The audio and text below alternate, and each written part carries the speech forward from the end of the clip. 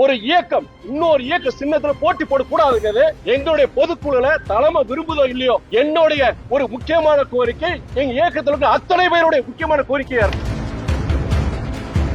நான் 1000 முறை நான் சொல்லுவேன். நீங்க சட்டப்படி பாத்தீங்கன்னா எங்களுடைய எம்எல்ஏக்கள் எங்க கட்சிக்காரர்கள் கிடையாது.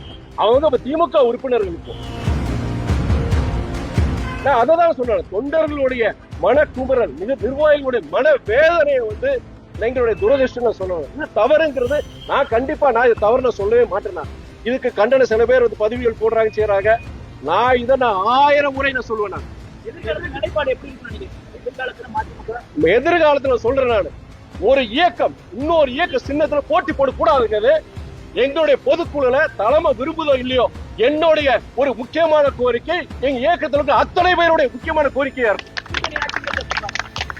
கூட்டணி ஆட்சிங்கிறது ஒரு கலெக்டிவ் ரெஸ்பான்சிபிலிட்டி. அது நல்ல விஷயமா பார்க்கணும். ஒரு கூட்டணி இருக்கும்போது ஒரு இயக்கம் தவறு செய்து வச்சுக்கோங்க, இல்ல ஒரு அரசாங்கம் ஒரு முடிவு எடுக்குது, அதுல ஒரு மக்களுக்கு எதிரான ஒரு நிலைப்பாடு இருக்குன்னா கூட்டணி இருக்கும்போது அதை தட்டி கேட்கறதுக்கும் அதை திருத்தறதுக்கும் ஒரு அதிக வாய்ப்புகள் இருக்கிறதுனால ஒரு collective decision making, collective responsibility இருக்கும்போது கண்டிப்பா அதுக்கு உண்டான ஒரு நல்ல விஷயமா பாக்குறேன். அரசாங்கத்துக்கு நல்லது, மக்களுக்கு நல்லதா பாக்குறேன்.